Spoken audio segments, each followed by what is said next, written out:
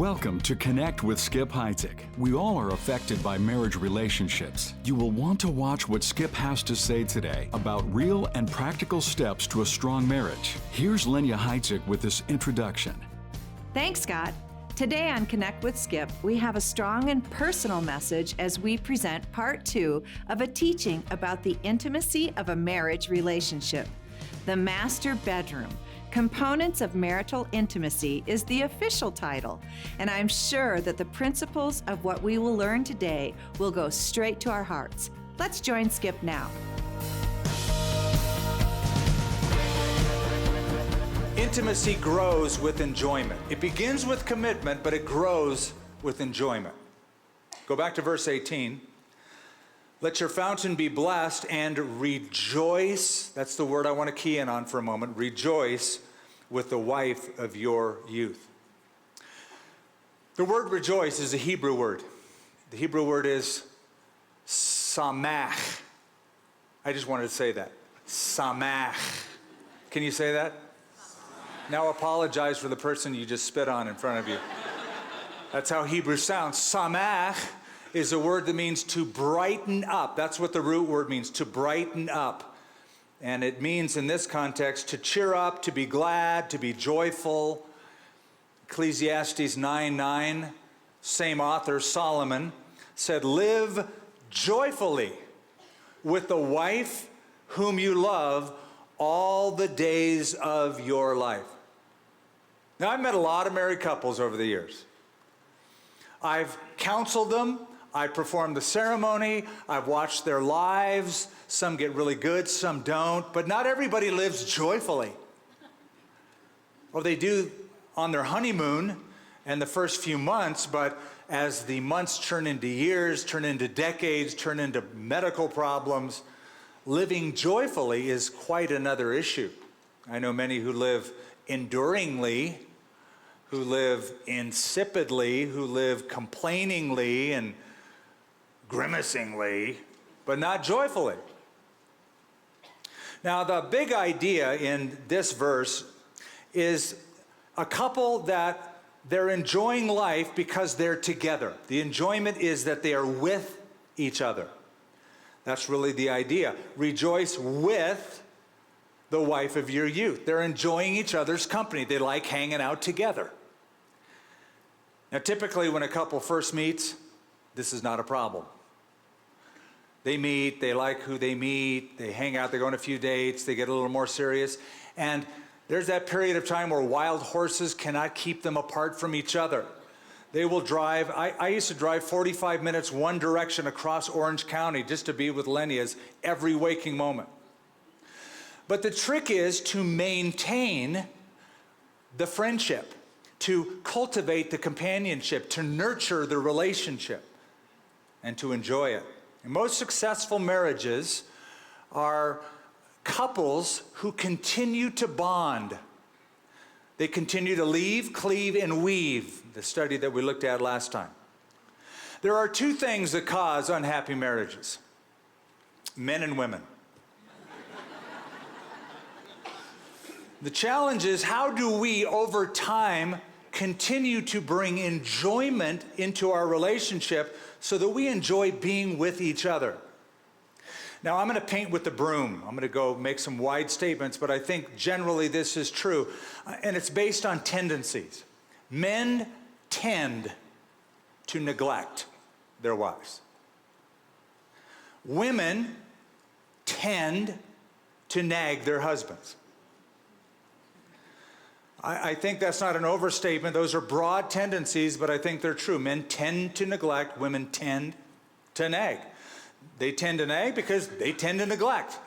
And so it's sort of a vicious cycle, right? He neglects, she nags, so he neglects more, she nags more, and it's just always something going on. So, to get marriage enjoyable, it takes work. Anything worthwhile takes work. Men, if you want a good lawn, it takes work. If you want a shiny car, it takes work. You want a clean garage, I know I'm using all male analogies. These things take effort, they take work. You can't, with your marriage, say, oh, it'll just work out. That's like saying to your yard, it'll work out. Go look at it when it works out. You got a lot of weeds to pull. So, you don't have a good marriage because you say you have a good marriage. Oh, we're good. You don't have a good marriage because you want a good marriage. You don't even have a good marriage because you know how to get a good marriage. You have one because you work hard at it. And you're always investing and you're always discovering and figuring out ways to bring enjoyment. Now, what does this have to do with intimacy? Everything. Often, sexual problems in a marriage aren't really the problems. Sexual problems typically in a marriage are symptomatic of other problems, sort of like indicator lights on your dashboard. You know, if you get a light on your dashboard flashing, you don't say, there's something wrong with my dashboard. That light is broken. No, it's indicating there are systems that are failing inside the automobile. So James Peterson writes this: conflicts, quarrels, bitter words will in time have an adverse effect on sexual harmony. One reason why it appears that sexual adjustment is difficult to achieve is that failure in any one or several of the other major areas of marital life is reflected in physical relationships. Generally, a couple which has achieved a satisfactory cooperative framework in which to face all of their problems will find a minimum of difficulty in coming together sexually. Some of us listening are going, what do you say? Let me retranslate that. If you want to have a good sex life in your marriage, try a little tenderness the other 23 and a half hours of the day. Okay, it doesn't just happen, it's intentional, it's cultivated. Okay? Here's an analogy, I'll just cut to the chase. Women are crock pots. Men are microwaves. We get that, right? We get that analogy. Does not take much to fire up a guy. He's revved up by a single vision of his wife in a certain way. Does not require words, does not require counseling and conversations and pats on the back. Does not need that. Microwave, boom, ready to go. A woman cooks slower and does require understanding and tenderness, and everything connects. What you said that morning is important now at 10 o'clock at night or 9 o'clock at night. What you said last week or did last week, it's all connected. So, physical pleasure cannot be rushed. It's part of a package. And intimacy has to be cultivated. So, intimacy begins with commitment, it grows with enjoyment. Third component, intimacy includes allurement. It includes allurement. And Solomon is very upfront with his young boy. In verse 19, he just sort of says it like it is, though poetically, as a loving deer and a graceful doe. He says to his son, this is dad talking, let her breast satisfy you at all times. It's hard to picture that, isn't it? Son, let her breast satisfy you at all times. And always be enraptured with her love. The reason I'm setting it up that way is I just want you to see this. Sex was not invented by Hollywood. It was not invented by Las Vegas. Sex was invented in the loving heart and mind of a loving God. He designed us that way. It's his idea. C.S. Lewis writes, pleasure is God's invention, not the devil's. Trouble is, the devil's hijacked it. As if he invented it. As if you believe in Jesus and follow God, man, you're going to live a subpar sensory life. You got to get with it over here. All lies. When God created people, he made them male and female, and they were both naked and not what?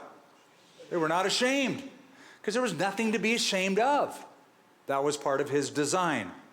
I'd like you to notice some words in these verses, verse 15, 16, and 18. Notice the word cistern. It's not a word we use anymore. A cistern is a hole dug in solid rock, then plastered up. In the Middle East, it was used to collect water. So in places where rain was sporadic and there wasn't sources of water, they would build these cisterns to collect water. Then notice the word well. And a well was something that was dug in the earth, as you know, so it could also be a water source. Then notice the word streams. All water analogies here. And the word fountain. So cistern, well, streams, fountains. What are these? Places of refreshment. That's what they are. Places of refreshment and sustenance. So, metaphorically, they are used in the Bible, like here, to speak of a couple's sexual delight and satisfaction. In fact, Solomon, in the Song of Solomon, written largely on his honeymoon, talked about it as a fountain of gardens, a well of living waters and streams. Now back to verse 19. That's sort of a fun verse, isn't it?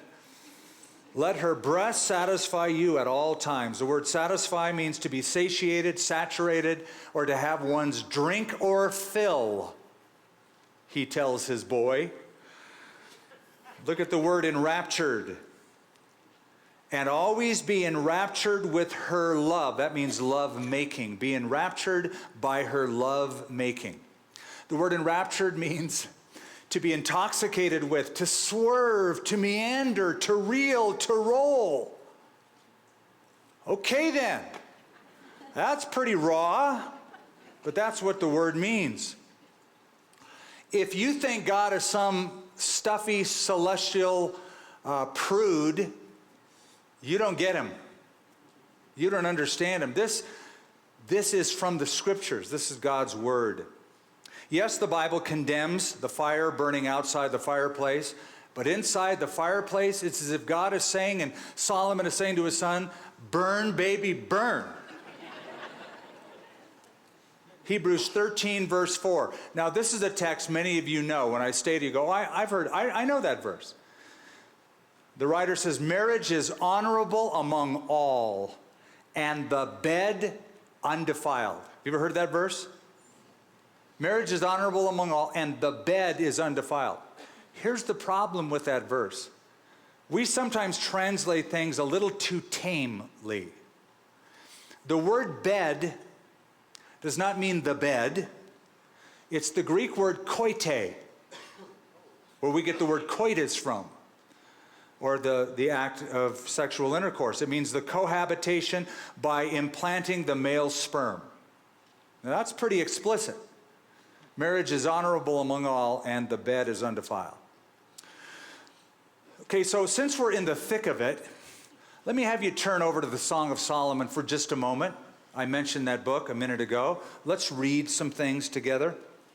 Song of Solomon, written before they were married. Then, as they first got married on their honeymoon, then they have a little spat.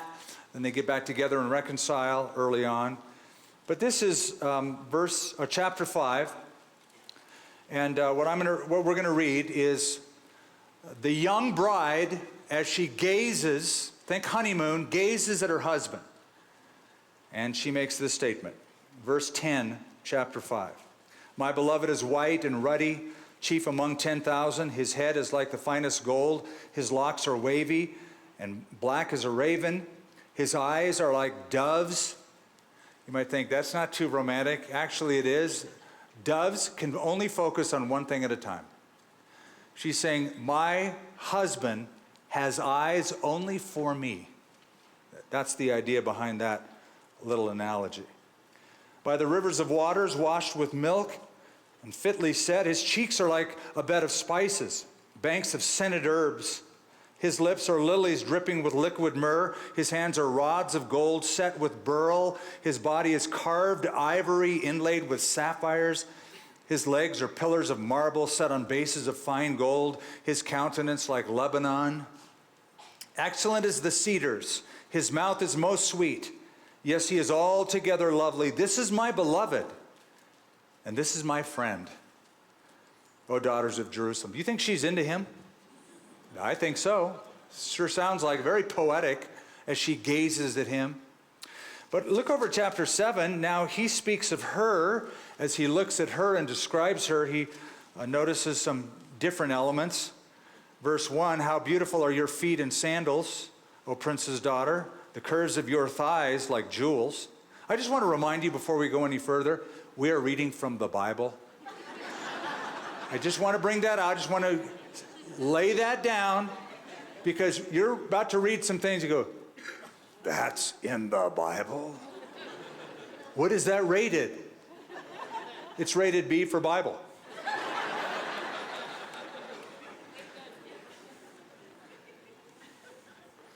Verse 2, your navel is a rounded goblet. It lacks no blended beverage. Your waist is a heap of wheat set about with lilies. Your two breasts are like two fawns, twins of a gazelle. Your neck is like an ivory tower. Your eyes like the pools in Heshbon by the gate of Bath-Rabim. Your nose is like the tower of Lebanon, which looks toward Damascus. Now, I don't want you to think he's saying, you got a big schnoz, sweetie. That would kill the romance right there. He's saying you have an elegant nose, a noteworthy, beautiful nose, like these two landmarks that were known for that. Your head crowns you like Mount Carmel, and the hair of your head is like purple. A king is held captive by your tresses. He is the king held captive by her. How fair and how pleasant are you, O love, with your delights. This stature of yours is like a palm tree, and your breasts like its clusters. I said, I will go up to the palm tree. I will take hold of its branches. Let now your breasts be like clusters of the vine, the fragrance of your breath like apples, and the roof of your mouth like the best wine. You ever talk to each other that way? I've had a couple husbands say, my wife said, you ought to talk to me that way. He goes, I can't. Who knows what would happen if you tried, though? Here's the greater point. God made every part of your body, every part equipped with a nervous system to enjoy. That's how God made you. You are designed by a creator to be sexually stimulated. At creation, it says, God saw all that he made, and behold, it was very good, including this. Very good. Now, if I were to give you a quick synopsis of what the Bible says the purpose of sex is, here's a quick 3-word theology from the Bible.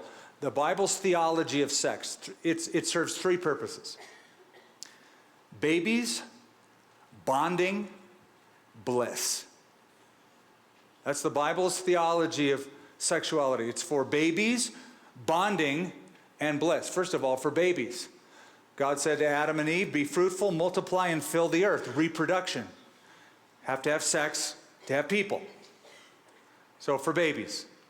Second, for bonding. Sex is more than the physical act. It is a bond that brings the couple together emotionally, intellectually, spiritually. This is why the Bible describes the act of marriage by saying, and the man knew his wife. It talks about them knowing each other. When it says Adam knew his wife, he wasn't like looking at her talking about computers, like let's know things together. He was knowing her in the physical sense. Because sex is a means of getting to know each other in the deepest possible way. So babies, bonding. Third is bliss. There are pleasure sensations that come with this to bring you pleasure, satisfaction, and release. We see this in the words of our text, satisfied, and the word enraptured. So we get the idea, hopefully very clearly and plainly, that the sexual impulse is God-given. But it must be God-guided. Because it is God-given, it must be God-guided. He didn't give you the impulse for you to just act on that impulse anytime you feel like you want to with whatever or whomever. It must be God-guided. So intimacy begins with commitment, grows with enjoyment, includes allurement. And finally, we'll bring this to a close. Intimacy is part of a covenant. It's part of covenant. We talked about covenant last time. We said that God says when you have a marriage, he'll show up and he'll be a witness of the vows that you share with each other. It's part of that greater covenant. Look at verse 18 again, and notice the word blessed. Let your fountain be blessed. Now that's a biblical word, right? Christians say that word. You could ask the average guy, how do you feel? Oh, good. You ask a Christian, they might say, I feel blessed. I feel like God is involved in my life and He's blessed my life. And then look at verse 21. For the ways of a man are before the eyes of the Lord, and He, God, ponders all His, mankind's paths.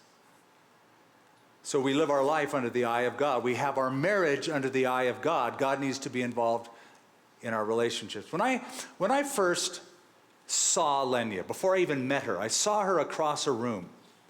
It was at a friend's potluck at a friend's house in Southern California. I saw her across a room, and I was attracted by her beauty. I hadn't met her yet, so that's what I had to go by. I thought she's really cute. She's got those cool red jeans on, white top, tanned feet. You know, I thought, I want to meet that gal. So I was attracted by her beauty. A few minutes later, we met. And now I'm attracted by her personality and her beauty. So we dated a while, broke up, reconnected. And when we reconnected, it was over dinner. We were catching up on our lives.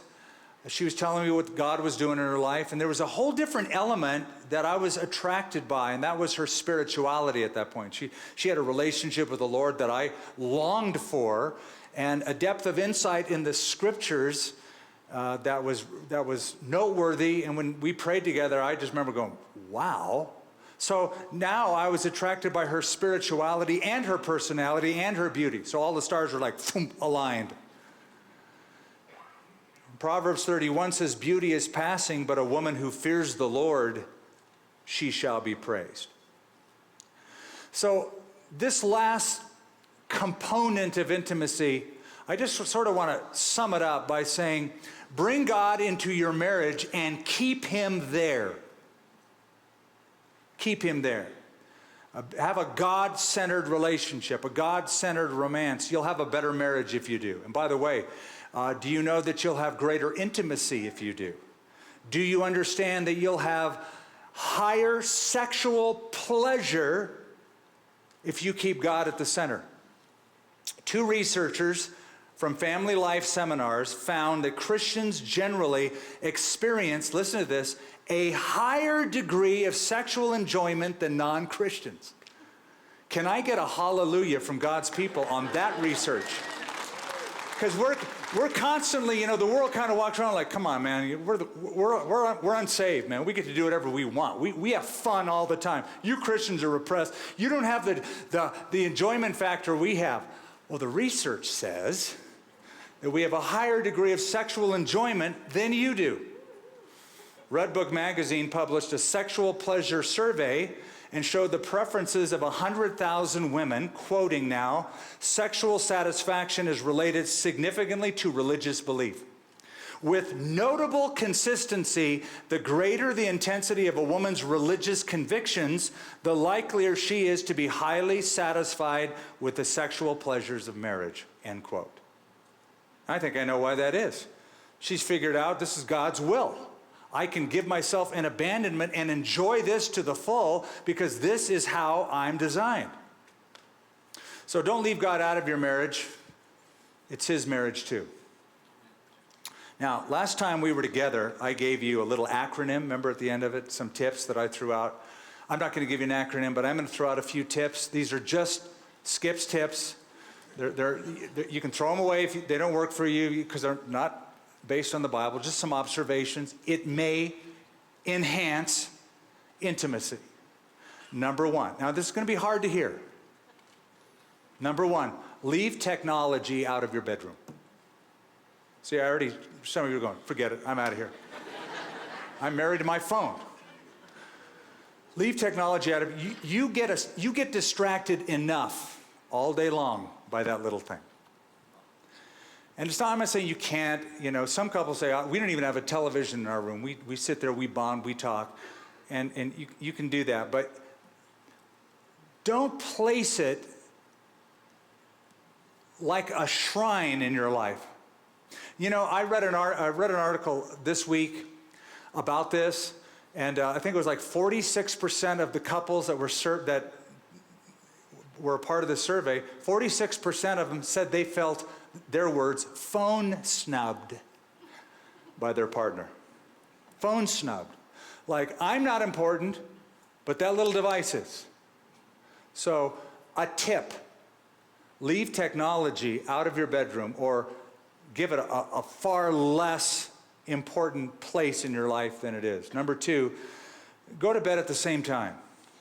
If you can. I understand schedules don't always permit this, but again, the research is in that couples who don't go to bed at the same time have a less satisfying intimate relationship. Those who do have a more satisfying intimate relationship for a lot of reasons. So if you can, try to synchronize your schedule. Third, and finally, give a blessing to your spouse.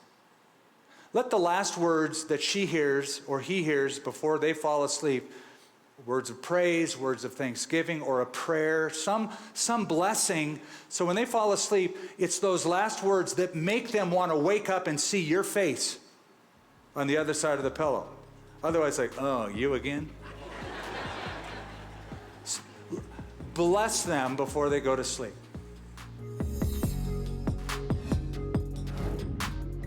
That was such an important and powerful message from Skip about the marriage relationship. Let me remind you that you can access this and many other messages through the Bible from Skip at connectwithskip.com. Now, here is information about our monthly resource that features strong teachings by Skip about prominent women in the Bible. Think about the women in your life who would benefit from this special package of messages from Skip. These women in the Bible were far from perfect, which made them ideal candidates for God's grace. Order yours now by calling 1-800-922-1888 or go online at connectwithskip.com. That's 1-800-922-1888 or online at connectwithskip.com. Thanks for joining us on Connect with Skip Heitzig. We're connecting you to God's never-changing truth in ever-changing times.